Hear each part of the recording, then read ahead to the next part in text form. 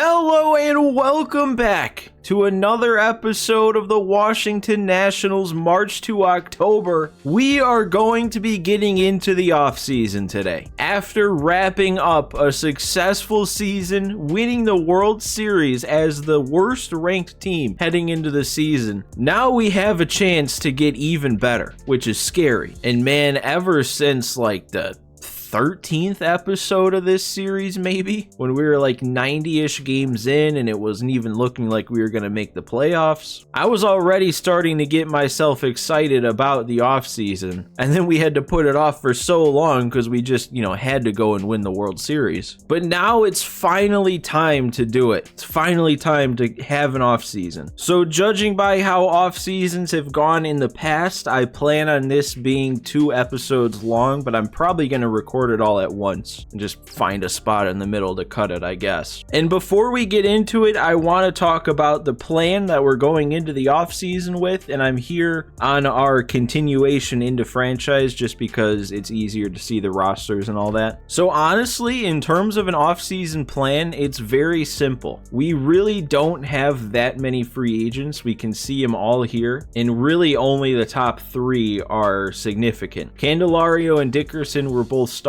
Carl Edwards Jr. was one of our better relief pitchers, but that is it in terms of our free agents. And if we look here at the budget screen here, according to this, as of right now, we are only on the hook for $63 million next season, and over half of that is just Strasburg. And then half of that other leftover half is Kenley. Now, that doesn't include all of the renewable contracts, all of the arbitration eligible players, which all of that will, unless they made a change, which I doubt they did, but all of that will be automatically handled by the CPU. So I'm guessing that'll eat up another 10, maybe $15 million.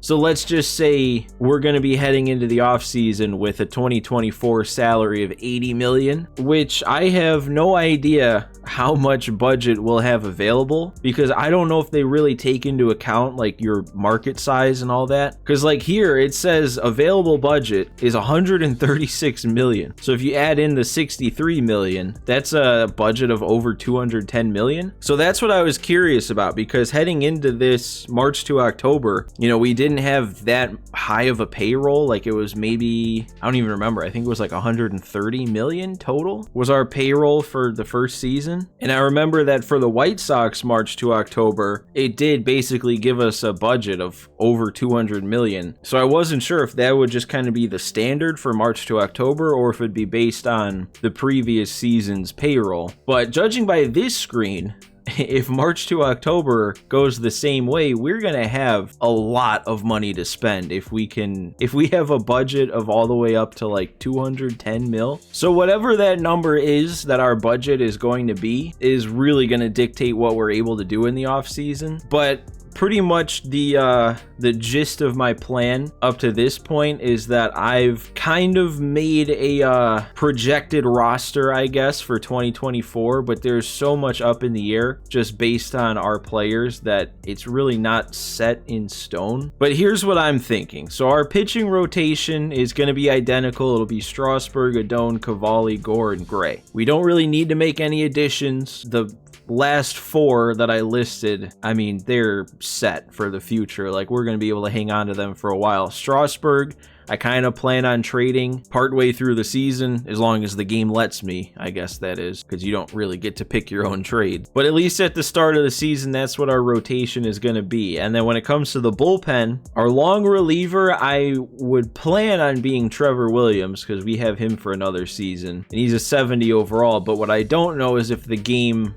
here they list Michael Hinojo, our draft pick, higher than Williams. So I don't know if that means, even though they're the same overall, the game is going to automatically bring Hinojo up. So that's kind of the things that we're going to see a lot here when I'm talking about the plan that are up in the air and we can't really plan for until we find out what the CPU is going to do. But my hope is at least that Trevor Williams will be our long reliever. And then in the bullpen, we have Sandlin, Mantiply, Efros, Jansen, and Finnegan for sure. Hunter Harvey, he was on the big league team last year, but he is a 67, so it'd be Hunter Harvey / a free agent signing if we want a better arm. And then the final spot in the bullpen is also left up to a free agent signing, whether we bring Edwards back, sign somebody better. That's just, based on what the free agent market is looking like. And then when it comes to the position player roster, going through by position, it'll be Keibert Ruiz as our starting catcher. And then first base, it gets right back into, it all depends on what the CPU wants. Because I would have another season of Dom Smith. The problem is that Michael Chavis is 1 overall higher. So the game could bring him up, designate him as the starting first baseman, and who even knows, with what we're gonna see, we have a lot of guys tied at a 70 overall, so Dom Smith might even end up getting stuck in AAA with nothing we can do about it. Obviously not what I want to happen, but something we got to be prepared for. So that could even be something where, I don't know, I'm getting ahead of myself. But then moving to second, it's Luis Garcia. That should be locked in. Candelario, I don't plan on re-signing because I don't know if the age is updated. I can't remember if he was 29 last season or already 30, but either way, he didn't improve at all last season at his C potential, so he's not going to improve next season. So I don't plan on keeping him around, and we have Brady House coming up through the system, but I don't want to start him right away. I would definitely like to have a chance to fast track him. So I plan on signing a free agent third baseman. Shortstop's still going to be Abrams. Left field, we're losing Dickerson.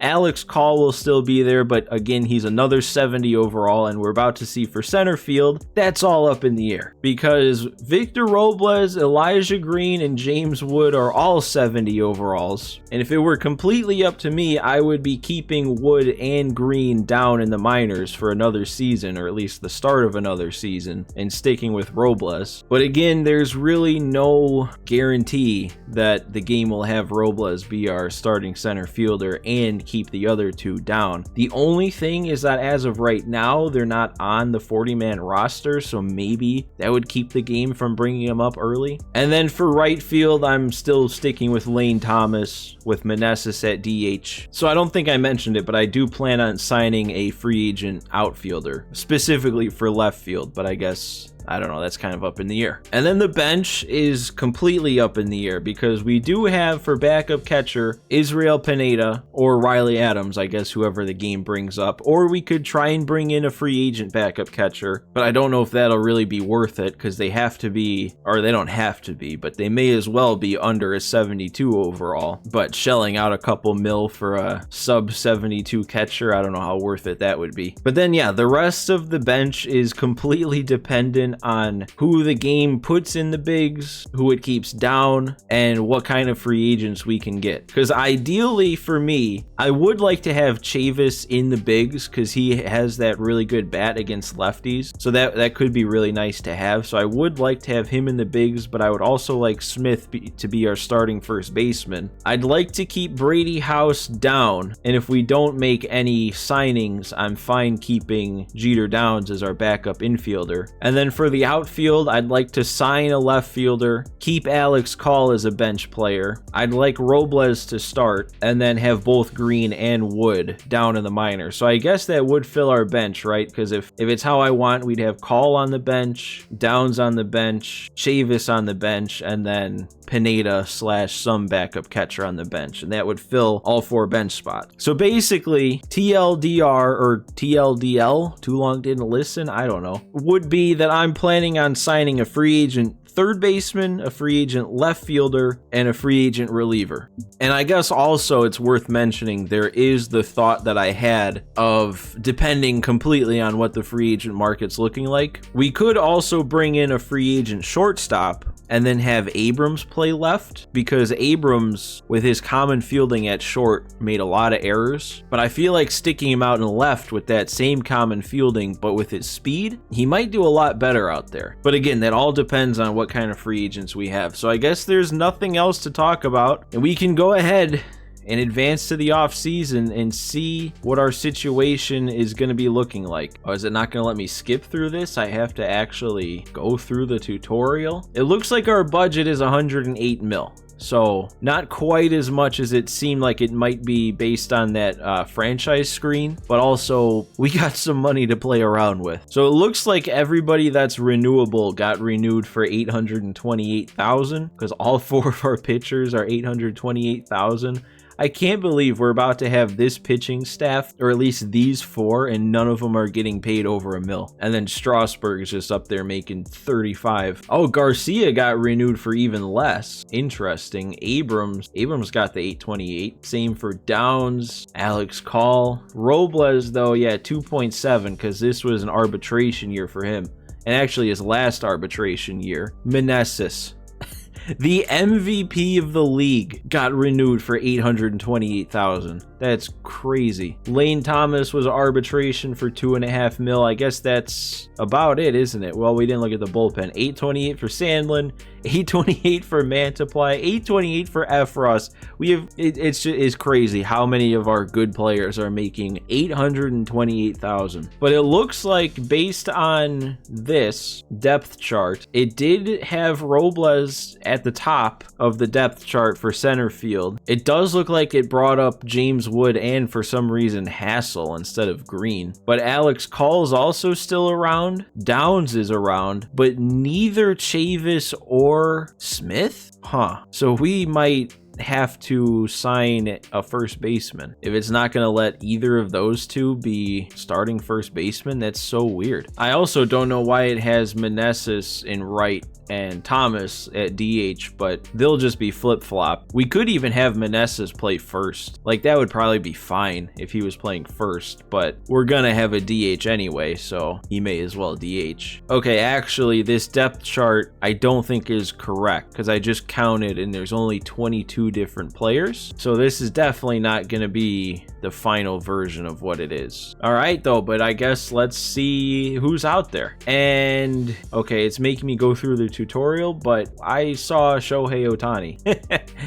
I feel like if Ohtani's on the board, you have to go after him. And I guess that would make Meneses then play first base, because Ohtani would be DHing. Coming off an MVP season in the AL, 252 innings on the mound with a 2.21 ERA, and then just also 32 homers with 40 doubles. I mean, we signed him in my White Sox March to October, and that made a huge difference for us, because he was obviously the best player in the league on the team. I also see here Josh Hader peeking out, and we do need a left-handed bullpen arm, and he was still improving last year. He could still be improving next year. He's still in his 20s with an A potential, because yeah, as of right now, we do only have the one lefty with Mantiply in the bullpen. Although if we get Shohei, that would bump somebody out of the rotation, which if it was up to me would be Gore, but I guess also there's the chance the CPU would just send down whoever got bumped out, so I don't know. With March to October, it's just kind of a thing where you just do what you do and see what the CPU does with it. This might not be a very good position player free agent class, though, because all of these top prospects are pitchers, and the overalls drop pretty quick here after Urias. Going down to Tyler Mahle, Severino, Montgomery, Snell, Floro.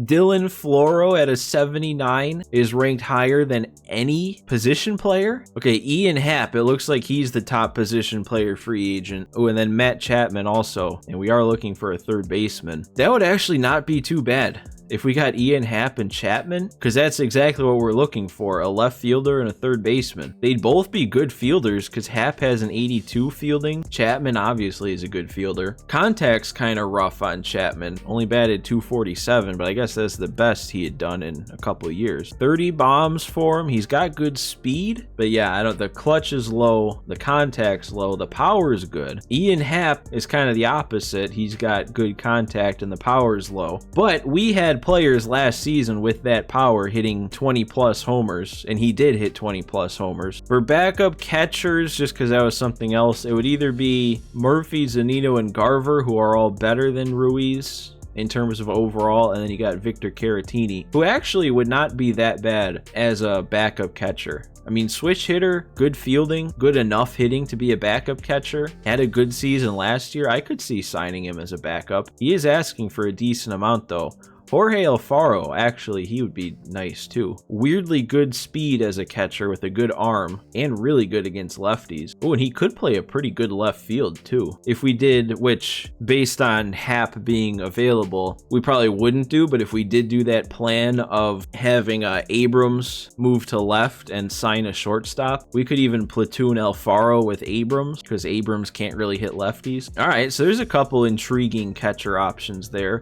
Actually, Alfaro is looking for less. He's a higher overall, higher potential, and he's looking for $500,000 less. And just in case we need a first baseman, there's not many options here. Crone, Hoskins, Aguilar, Cooper. That's it. I guess of those, Hoskins, well, he went down a bunch, so maybe not. Aguilar actually went up a bunch. 33 homers for him with a .313 average? Where did that come from? Garrett Cooper actually had a pretty solid year too. And then Crone was pretty solid, but he declined. We could have traded for him too, right? I feel like he was offered. Gio Urshela actually would not be that bad of a signing either, because having Brady House coming up through the works too, I don't know, I guess it depends, because we could sign Chapman and know we'll have a solid third baseman for however long we sign him, but then he kind of clogs it up for if we have Brady House coming through. But if we sign Urshela and only sign him for like 2 seasons or whatever, he'll probably be declining as House is getting better or gets a fast track, and then we'll be on the hook for less money if House got promoted above them. Muncie's also here, but I don't know about that with that even lower than Chapman contact. The discipline's good though, the clutch is good, but also Muncie being, well, a year older, but he was starting to kind of regress while Urshela still went up. I guess Chapman is 30. That's actually a little older than I thought he was, so he wouldn't really get any better, and he could start declining who knows when. I'm not going to get Scope because he's declining, and then it's just Candelario bringing back. So yeah, I guess it really is kind of between Chapman or Urshela, or I guess, wow, Ahmed Rosario is the only shortstop. That's actually not terrible though. A potential, and he's only 28, so he'll keep getting better for a couple seasons. Already has really good contact and clutch with really good speed. Fielding's not amazing, but it'll probably get to a bronze by the end of this next season, and he can play the outfield. That's an interesting one too. This offseason is going to take so long because I'm going to have so much to think about. And then yeah, Hap seems like a good move. He could even be our third baseman, I guess, if I get cold feet with Chapman or Urshela. See, I guess that's the thing too. Hap has a lot of positional versatility, so does Rosario. Chapman is kind of stuck either playing third or short. Urshela is stuck in the infield. There's not really any other great outfield options. I mean, Jock Peterson with that fielding, he'd have to be a DH. We don't really have that spot open. Center field, there's really nobody. I mean, Bellinger, good fielding, but yeah, another bad season. And then right fielders, I mean, Teoscar is not asking for much. Neither is Renfroe. Why is Teoscar not asking for anything? I guess he didn't have the best season, and he did regress a bit, but still that 99 power versus left. The fielding is rough, but that's basically Lane Thomas. We would be sticking him in a secondary though, so he'd be even worse. Renfroe, he also declined a lot, had pretty much the same type of season as Teoscar. He's a little bit better in the field. He might stay at a silver in left field with a good arm, but neither of them are asking for a lot. Actually, for that difference though, Renfroe might be a better option. And I don't know, I guess it all depends, because we do have a lot of money, so we could overpay to get less years, and with who we have coming up through the system, maybe like a Renfroe for a season or two while we wait for Green and Wood to get better. I don't know, I was kind of expecting a few bigger names here when it came to the position players, but even the best of the best are all just kind of like solid players. I do think though, if he's available, we have to throw Shohei on our priority screen here. Like, you can't especially when it's capped at 35 mil a year with how much we have to spend,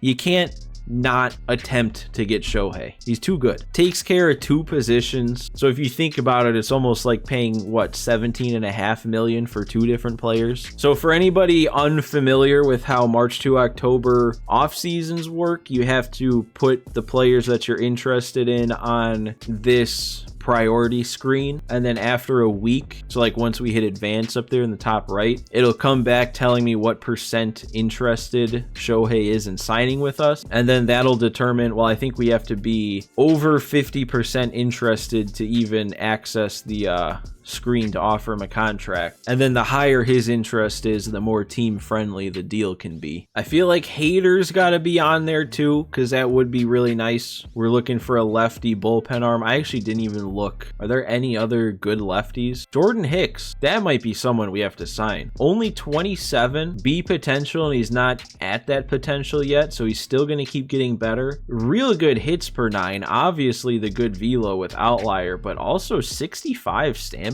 That would be our long reliever, and we don't even have to worry about Trevor Williams. But where are our lefties? I don't really want Pomeranz. Are there any lefties? Wandy Peralta at a 71. I don't really want him either. Carl Edwards Jr. is there asking for 2.3 a year, but he wants 5 years at 32 years old. Yeah, not really any great lefty options. Well, I guess we're just in relief pitchers. Closing pitchers? No. Well, if this guy's signable...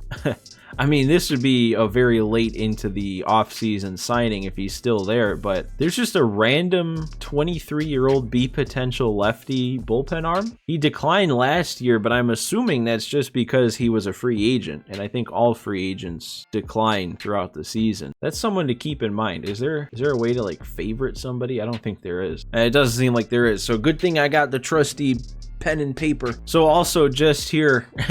As I'm using the trusty pen and paper, I was writing down everybody that I've kind of been interested in here, at least the highest paid in each section that I've been interested in, I guess. So if we got everybody, which I don't even think we'd have room for all of these guys, but if we got Ohtani, Hader, Happ, Chapman, and Ahmed Rosario for the amount that they're asking, that would cost 81.7 mil, and then we'd still have 30 million left. So like we have the money to do whatever we want to do this offseason. Or I guess the better way to put that isn't whatever we want to do, it's whatever we can do. I think of the position players who I want the most, it'll be Happ. And the reason that matters is because when they're on this screen, if they're about to sign with somebody else, as we advance to the next week, it'll pop up saying we have a last chance of signing them. And then we have a chance to make a last chance offer. But I think anybody else who isn't on our targeting screen here could just get signed by somebody else without us even having a shot at them. All right, what we can also do here, now that I know who's on our targeting screen, we can set our positional and team needs. So this will increase the percent player interest gained per week. So like right now it's 4% for Ohtani and then 3% for both Happ and Hader. So we change these. We got starting pitcher with Ohtani, closer with Hader, and then for Happ it's left field. So right there it boosted Ohtani to 5, Hader to 4. And then team needs, these are two different areas of, I guess, the type of player. So power pitcher would probably describe both Ohtani and Hader. So if I select that, yep, that bumped Ohtani to 6, Hader to 5. Happ, 79 discipline. He could be a on-base machine. Would Ohtani also fit under on-base machine? Let's see. It does. So Ohtani goes up to 7. Happ went up to 4. Nice. So we get to keep Ohtani at +7 interest even with having two other players, and then also get 5 for Hader and 4 for Happ. And honestly, I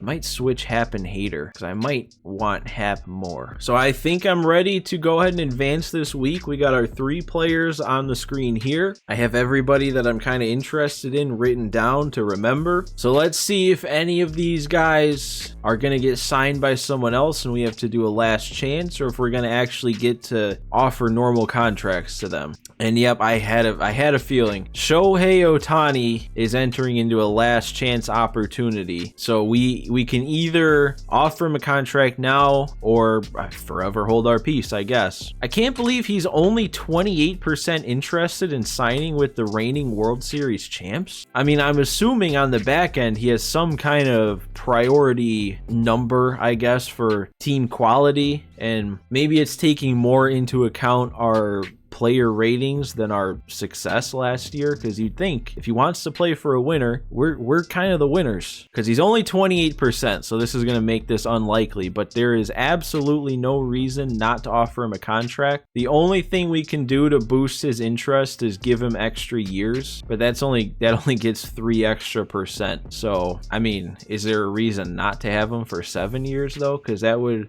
cover 29, 30, 31, 32, 33, 34, 35. So he probably won't regress that much by age 35. So like 7 years would be fine. So let's do it. Let's just offer him the max here. 7 years, 35 mil. We have less than a third of a chance of actually getting him, but this kind of thing has happened before. I actually think this is exactly what happened with the White Sox when I signed him. I think he had a little bit more interest, like maybe 39+% interest, but we had a last chance pop up for him and we ended up getting him. So maybe we get lucky again with the Nationals. So let's offer it to Shohei. 7 years, 35 mil with a 31% chance of happening. Submit the offer. We're gonna go into an animation here. So how's this gonna show me here? What do we got? Oh, he didn't sign with us. He signs with Seattle. All right, well, that was a bit more of a pipe dream. Like that signing, well, no.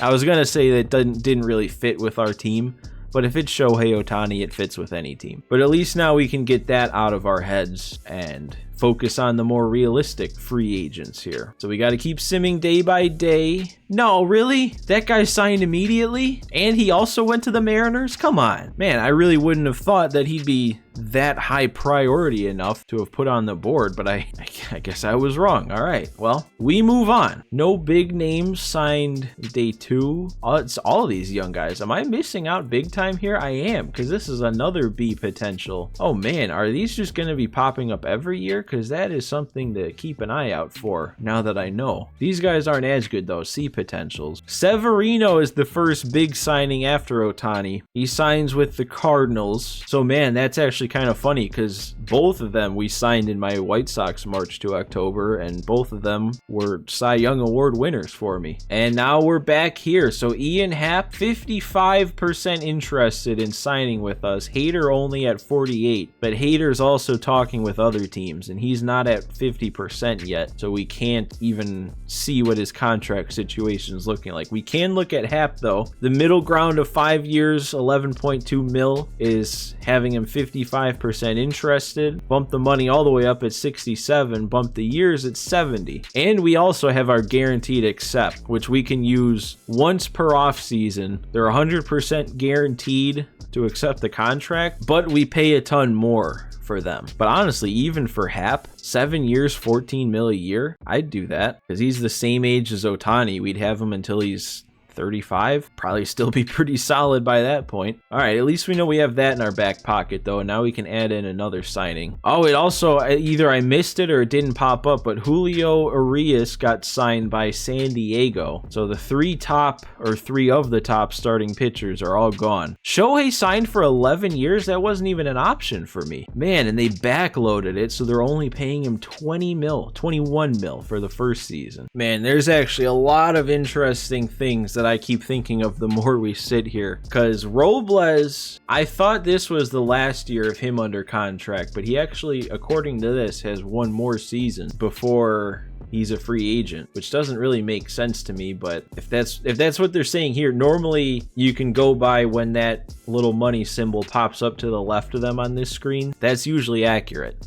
More accurate than this screen, but he'd probably be relatively valuable to trade with how much he progressed, how young he still is, having 2 years or a year and a half once we trade him. He could be a valuable trade option. So for one, that would be, we could get him out of there for a James Wood or Elijah Green to get called up, but also that would make it make more sense to sign an outfielder or an additional outfielder, even a Cody Bellinger with his age, good fielder, player, chance to improve, and he's not asking for much at all. That could actually be a solid signing, because he's pretty much just as good as Robles is now, or I guess a little better. But I don't know. Who do I want to put on here next? Who do I want to get our priority for next? Because that's the thing, is usually when I do these off seasons, like with the White Sox last year, it was really only a position or two per off season that I was really looking for, so I could just keep guys on this screen for a long time and just farm that interest. But for this off season, there's kind of a lot of different guys I want to sign, so I might have to take some risks and attempt to sign people before they're at 100% and not quite guaranteed. So I guess actually in that vein, maybe we get Matt Chapman up here next, and if he's interested enough, we could try and sign him early to get him off the board. And if we don't get him, then whatever, there's other options that I'd be fine with playing third. So let's just change up our needs here. We can go from starting pitcher to third base. Is he not an on-base machine? Wait, why is he not an on-base machine? Huh, you'd think with his discipline, maybe it's based on the actual on-base percentage and not the rating. Oh, and yeah, that's interesting, because I just tried power hitter and it counts for HAP too, even though that's his power. See, the only thing I'm worried about by advancing here is losing out on a guy like Jordan Hicks, because once I noticed him, that really caught my eye, and kind of want to make sure I at least get a chance to get Jordan Hicks. But no, let's go ahead. Let's advance this week here with Hap Hater and Chapman. Let's see what happens. Nothing's happening this week. Nothing happened that week. Nobody signed anywhere. All right, but Chapman is interested, 54%. So if we offer and he accepts the 5-year deal, we'd have him through age 34. So he should still be pretty good by then, right? I mean, the regression wouldn't hit that hard that quick, especially since he was still progressing this last season. And yeah, even with the low-ish contact, I actually, the more I think of it, his low contact and high power fits the team good, because we have a lot, and we had a lot of high contact, low power guys last year, and we still do. I mean, our core of young guys, Abrams, Garcia, maybe not so much Garcia anymore, but still kind of, and then Ruiz, all had pretty low power. And then you add in, you know, Robles and Lane Thomas, sort of. Like with our team, 63-59 power was actually kind of high. So Chapman will be a good balance for all that contact. I've never done it before where I've offered a contract before it's 100% and not gotten him. I don't know if me offering and not getting him automatically makes him sign with a different team and then it's over, or if it's just kind of a thing where it's like, hey, I'm not interested, but try again next week. Because if it is just that, then there's really no harm in offering him a contract now. Let's see what happens if we up the money, which there's really no reason not to. We could even bump it all the way down to 3 years. So what was the median? It was 54. We could bump the money all the way up and the years all the way down. He'd still be at 61. Because yeah, I mean, we do have Brady House coming up through, and it'd be nice to have a spot for him. Yeah, I'm gonna do this. I'm gonna offer the 3-year deal for the max money we can offer. 61% interested for 3 years, 11.78 or 77 mil. So let's go ahead, submit offer, and see what happens here. Oh, it's doing this for him too. All right, so I guess this does mean he's signing no matter what. So where is he signing? He's signing with us. We got Matt Chapman. That's a pretty big one. That is our first off-season free agent signing of the Washington Nationals, March to October. Look at him. Look at him in that Nats jersey. I like that signing. Like I said, the more I thought about it, the more he fits. The power is going to be nice to have in that lineup. It's not going to be all down to Joey Meneses to be the only one to hit bombs. He's going to play a really good third base. He could even play short if Abrams is bad enough and we need a move. I like it. I'm excited. All right, now does he show up on our depth chart here? He does. He's our new best player too. I didn't even notice that. He's our new highest overall player at 87, higher than Meneses. All right, well, I think Hicks then might be the next highest on my priority. So we'll add Hicks in here, and then we can change this back to relief pitcher now. Power pitcher should still work, right? All right. So yeah, I think I'm going to go ahead and advance with this then locked in here. So Hap at the top getting 6% more, Hater getting another 5, and then Hicks, we're going to find out how interested he is. Hicks might actually be so good. Like, I didn't realize he was this good. The only bad thing is the walks per 9, but like, besides in the postseason, Sandlin was fine. with his low walks per 9. I mean, if you're going to have a 197 ERA, it kind of works for you. And he's going to keep improving too. That's the biggest thing. He's a B potential with still at least 4 overall before he reaches the window of being a B potential. So we're going to advance. I wonder if this week anybody will sign contract. No? Nobody's signing. Oh, okay. Here we go. This is a big one. Last chance for Hader, and he's not...